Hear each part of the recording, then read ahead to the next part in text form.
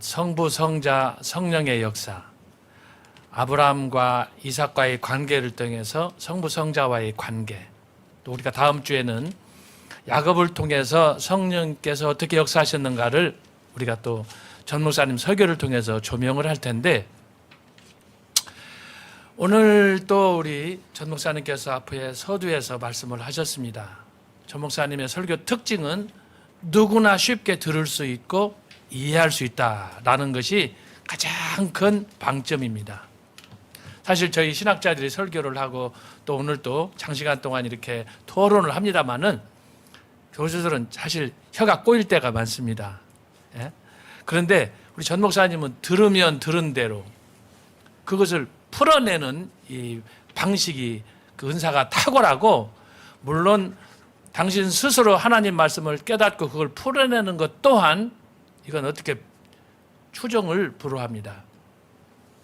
자, 그런 가운데 어떻게 창세기 20장에 나타난 이 말씀을 통해서 성부, 성자, 성령으로 삼위일체를 어려운 신학의 난제 중에 난제인 신학을 풀어가느냐, 그것을 어떻게 우리의 삶 속에서 적용해내느냐, 이것은 사실 전광훈 목사님 외에는 할 수 없는 우리 전 목사님만의 탁월한 그런 은혜다, 그렇게 생각을 합니다. 지난 시간에도 우리가 아브라함을 통해서 성부의 역사를 살폈고, 오늘은 이삭을 통해서 성자의 그 사역을 우리가 살펴봤는데, 우리 교수님들께서 참 깊이 있는 그런 말씀을 주셨습니다. 저는 이 말씀을 통해서 어떻게 이삭이 예수 그리스도를 통해서 구속사가 나타나느냐 강조합니다마는, 먼저 우리가 생각할 것은 이 전 목사님이 설교하신 이 말씀을 깊이 우리가 따라가서 이해하고, 또 교신들이 주시는 코멘트 한 말씀 한 말씀을 조리신학적인 관점에서, 또 구약적 특히 유대인의 전통에서, 또 우리 바울신학적 관점에서 이렇게 다양한 관점에서 이 말씀을 심도 있게 해석하는데, 여러분들이 이것을 단순하게 그저 설교 한 시간, 우리 교수님들의 신학자 토크를 들음으로 인해서 우리가 성경을 뚫고 해석되는 게 아니에요. 부단한 자기 노력과 말씀 묵상과 기도와 결단이 있어야 되지, 강의 한 시간으로 할 것 같으면 다 박사되고 다 교수되죠. 그렇지 않아요. 신앙생활은 하면 할수록 그 경도가 깊어지는 것이고, 그래서 우리가 아무리 우리 신학자들이 여기서 토크합니다만 우리가 다 만능인이 아니에요. 다 도사가 아니에요. 말씀을 하면 할수록 우리 스스로 말씀을 준비하면서 공부하면서 다 같이 우리가 공감하는 것은 정말 말씀의 그 신비한 비밀을 우리가 측량할 수 없다라는 것이고, 이것을 어떻게 전 목사님께서 쉽게 이것을 풀어서 우리에게 해석하고 적용할 수 있도록 하시는 것인가, 그게 놀라운 거예요. 그래서 아까 초두에 우리 손은배 교수님도 말씀하셨습니다마는 저도 자주 강조하는 표현이에요. 전 목사님이 접근하는 이 성경 해석 방법은 탁월한, 그야말로 2000년 기독교 역사에 없는 그런 접근 방식으로 성경을 다룬다. 그러면서도 중심에 그 하나님 중심의 신학적으로 보수신학적인 개혁주의적인 그런 신학적으로 그 바탕 위에는 언약, 다시 말하면 구속사의 신학이 완전히 기초를 놓고 있다, 그렇게 생각합니다. 그러므로 여러분, 이 전 목사님께서 말씀표를 통해서 주시는, 또 성령의 나타남을 통해서 주시는 말씀들을 여러분이 한 말씀도 놓치지 않고 그 말씀을 붙잡고, 저와 여러분이 함께 이 말씀에 굳게 서서 깃발을 세워서 정말 우리가 말씀의 사람이 되는 것이 중요하고, 그래서 말씀을 깨달았으면 이 말씀을 우리의 삶 속에 적용하는 그런 훈련이 필요하겠다 생각을 합니다. 시간이 많이 갔기 때문에 한 3가지 정도로 제가 교수님들 오늘 토크를 듣고, 또 전 목사님 오늘 이삭에 관련해서 아주 굉장히 중요한 말씀들을 주셨습니다. 사실 대부분 교회에서 설교할 때, 창세기 22장을 설교할 때 아브라함의 포커스가 거의 90% 이상입니다.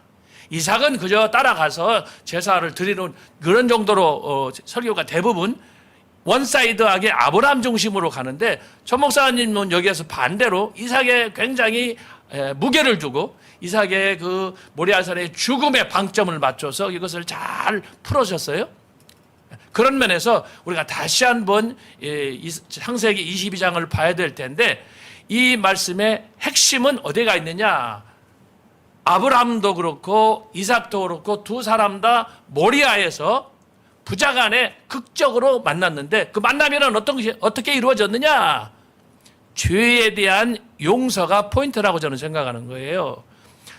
제사를 드리기 위해서 또 하나님께서 아브라함을 시험하고 이삭을 시험하고 하는 이 모든 방점에 대부분은 어디에다가 관점을 두느냐면은 제사를 드리는 거기에만 관점이 있어요. 어떻게 아브라함이 준비하고 어떻게 이삭이 나가서 준비하고 했느냐가 중요하다고 그렇게 다들 이야기하지만 제가 볼 때 창세기 22장의 가장 중요한 포인트는 죄를 어떻게 용서할 수 있느냐 이 부분. 그래서 제사가 필요한 거예요. 그런데 재밌는 건 뭐냐 그러면 제가 언젠가 말씀을 했는데 하나님께서 아담의 범죄 이후 지금까지 역사적으로 적어도 몇천 년 지났어요. 아브라함이 BC 2200년 때니까 그 전으로 보면 적어도 아무리 역사를 단축한다고 해도 1500년, 2000년 정도 그 소요된 시간이 있었는데 아담 이후에 아브라함까지는 하나님께서 요구하던 제사 제도가 뭐냐 그러면 짐승이었어요. 그렇죠? 짐승의 제자 옮길 때마다 이사갈 때마다 거처에 머무를 때마다 대부분 다 제사가 양을 짐승을 잡아서 드렸고 그 상징적인 게 창세기 3장에 하나님께서 아담이 범죄했을 때 그에게 입혀주신 그 옷 자체가 짐승의 옷이지 않습니까? 그래서 그 하나님께서 친히 아담에게 보여주셨던 이 제사 제도, 그래서 하나님과 죄인 사이에 화목이 이루어지고 그래서 하나님 앞에 죄인이 나갈 수 있는 그 길을 히브리서 4장에서도 저자가 말한 것처럼 담대히 하나님 앞에 하나님의 보호자를 향해서 나갈 수 있도록 하나님께서 스스로 길을 만들었어요. 여러분 범죄한 인간은 대책이 없어요. 죽을 수밖에 없어요. 히브리서 9장에서도 말한 것처럼 피 흘림이 없이는 죄사함이 없어요. 죽을 수밖에 없어요. 근데 그 피가 왜 필요하냐? 죄 때문에 그런 거예요. 죄. 이 죄악을 용서받기 위한 유일한 길이 뭐냐? 그것을 하나님께서 아담에게 하와에게 가르쳐 주셔서 제사 제도를 허용하셨고 그 제사 제도의 근본 이유는 뭐냐? 그것은 바로 죄를 용서받는 길, 죄를 사함받는 길. 이 죄가 아니면 하나님께로 나아갈 수 없기 때문에 그래서 그것을 짐승을 통해서 하나님께서 나가도록 대신 인간의 죄를 대신해서 짐승이 죽는 이런 일들을 하게 하셨는데 창세기 22장에서는 하나님께서 더 이상은 짐승을 하지 말라는 거예요. 그러면 누구를 대상으로 해야 되느냐? 죄를 대신하기 위해서는 아브라함은 자기 아들을 죽여야 되는 거예요. 이게 죄의 심각성이에요. 내 새끼가 죽는 거예요. 지금까지는 짐승을 잡아 죽여도 뭐 통회하고 자복하고 감사할 수 있죠. 그러나 정도의 차이가 있는 거예요. 여러분 한번 깊이 말씀 묵상을 해야 돼요. 내가 통회 잡아가는 마음으로 예를 들어서 양 한 마리가 있다. 이게 양이라고 생각해 봐요. 여기다 안수하면 나의 모든 죄악이 여기다가 전가가 되어져요. 그러면 나는 불탈 때 번제로 인해서 이 짐승이 불탈 때 나는 그거 보면서 나도 가슴을 치면서 절망할 수 있어요. 그런데 이것이 계속 매년 그렇게 지금까지 진행돼 왔어요. 매번 그랬어요. 그런데 어느 날 내 새끼가 나를 대신해서 거기서 죽는다. 이건 못하는 거예요. 그때 저와 여러분이 할 수 있는 고백이 무엇입니까? 차라리 내가 죽어야지. 어떻게 내 죄를 내 아들에게 전가시켜서 번제로 모략산에 드릴 수 있느냐? 이건 임파서블이야. 할 수 없는 거예요. 근데 바로 믿음의 사람이라고 하는 아브라함과 이삭에게 아브라함이 가장 사랑하는 백세의 아들 이스마엘을 버렸어요. 엘리에셀을 버렸어요. 그리고 내 몸에서 나는 자식이 너의 후계자라 해서 얻었던 백세에 얻은 아들인데 그 아들에게 내 죄를 전가해서 번제로 드려라. 여러분 이거 가능한 일입니까? 가능하지 않아요. 저와 여러분 절대로 할 수 없는 거예요. 그럼에도 불구하고 아브라함은 yes I do. 그가 했어요. 그러므로 우리가 창세기 22장 지난주에는 성부에 대해서 오늘은 성자 이삭을 통해서 우리가 조명하는데 여기에 굉장히 신비한 짜릿한 저와 여러분이 잊지 않고 기억해야 될 것이 뭐냐? 제사 제도를 통해서 그 비하인드 스토리, 하나님이 원하시는 그분의 근본적인 의도가 뭔가, 그건 아브라함에게 너는 죄인이라는 거예요. 죄로 인해서 죽을 수밖에 없다는 거예요. 그런데 너를 위해서 누가 죽느냐? 네 아들이 번제로 죽는다는 거예요. 그러므로 창세기 20장에서 아들 이삭이 번제로 드린다고 하는 건 뭐냐? 너도 죽고 나도 죽는다. 그걸 전 목사님께서 버림이라고 그랬잖아요. 버림. 오늘 교수님들도 말씀을 통해서 버려라. giving up. 그 다음에 sending. 김철원 교수님께서 말씀하셨는데 그렇습니다. 그래서 모리아산은 새로운 소위 하나님의 구속사에서 새로운 안목을 열어주는 터닝 포인트예요. 그저 지금까지는 짐승을 드렸지만 이제는 내 아들을 네 스스로 죽여라. 이것처럼 참혹한 일은 없는 거예요. 그럼에도 불구하고 일을 해야 되는 이유는 뭐냐? 죄가 그렇게 만든 거예요. 죄가. 그래서 죄악이 부자지간의 관계를 갈라놓고 부부 사이의 관계를 갈라놓고 모든 관계를 다 갈라놓았기 때문에 그것을 유일하게 하나로 통합할 수 있는 길이 뭐냐? 내가 사랑하는 아들이 죽는 거예요. 그래서 여러분 오늘 첫 번째로 기억할 것은 뭐냐? 창세기 22장 모레아산에서 전 목사님 말씀하셨죠? 지정의를 내려놓아라. 선악과를 내려놓아라. 그렇게 말씀하셨는데 그 의미 속에 가장 중요한 그 키포인트가 뭐냐? 너는 죄인이라는 거예요. 이제 너는 죽을 수밖에 없는 거예요. 죄의 싹은 사망이라는 거예요. 그걸 여러분들이 기억하셔서 오늘 교수님들의 말씀을 다시 한번 음미할 수 있기를 바라요. 그런 면에서 창세기 22장에서의 모리아 사건은, 아브라함과 이삭의 사건은 의미심장한 말씀이에요. 이것이 뭐냐? 복음이에요. 예? 아버지가 아들을 죽이는 이 상태. 조금 전에도 우리 김철원 교수님 말씀하셨잖아요. 마태복음 26장, 27장을 말씀하시면서 엘리 라마 사박다니, 그의 외침이 무엇입니까?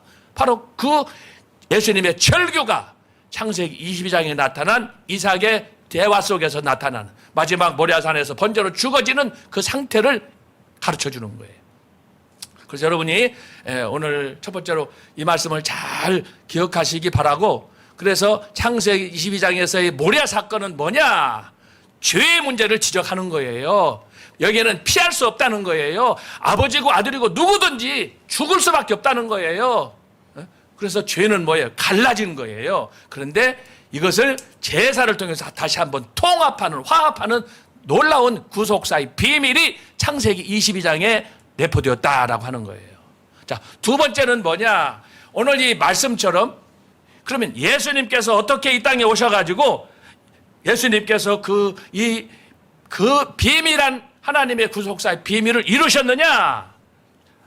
마태복음 26장 한번 찾아보겠습니다. 마태복음 26장 36절로 39절. 이 장면은 뭐냐면 예수님께서 마지막으로 제자들과 함께 겟세마네 동산에서 기도하는 장면이에요. 자, 한 두 군데 읽을 텐데 36절 읽겠습니다.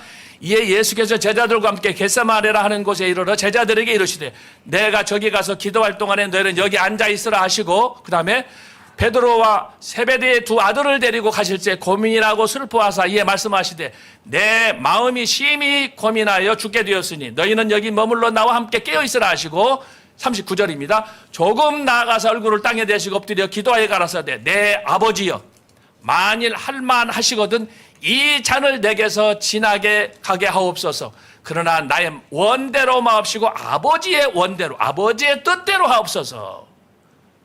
이것이 뭐예요? 죄악이 주는 죄의 형벌이 얼마나 잔혹한지를 예수님께서 십자가에서 보여주시는, 그 예표적으로 보여주시는 거예요. 그래서 십자가를 앞에 놓고 예수님께서 이 잔을, 이 고통의 잔을, 죽음의 잔을 나로 하여금 지나가게 하옵소서. 그러나 어떻게 했어요? 예수님께서 포기했어요. 나의 원대로 마옵시고 아버지의 원대로 하옵소서. 한 군데 더 봅니다. 42절입니다. 그 밑에 42절 보면, 자, 다시 두 번째 나아가 기도하여 가라사대 내 아버지여, 만일 내가 마시지 않고는 이 잔이 내게서 지나갈 수 없거든 아버지의 원대로 되기를 원하나이다. 그렇습니다. 아버지의 원대로 하는 거예요. 이게 예수님이 십자가를 놓고 저와 우리 모두가 지은 죄를, 아담 이후 인간이 지은 모든 죄를 용서하기 위해서, 스스로 짐을 지고 율법의 저주를 받아서 예수님이 마지막 선택한 것인데 뭐냐? 아버지의 원대로 하기를 원하는 거예요. 그래서 전 목사님께서 지금 창세기 22장을 통해서 지정의를 내려놔라, 선악과를 반납하라 그러셨지만 또 다른 설교에서는 하나님의 뜻에 순종하라고 하신 거예요. 하나님의 뜻. 자, 우리가 한번 보겠습니다. 히브리서 10장 10절입니다. 자, 이 뜻을 쫓아. 자, 9절부터 읽겠습니다. 9절부터.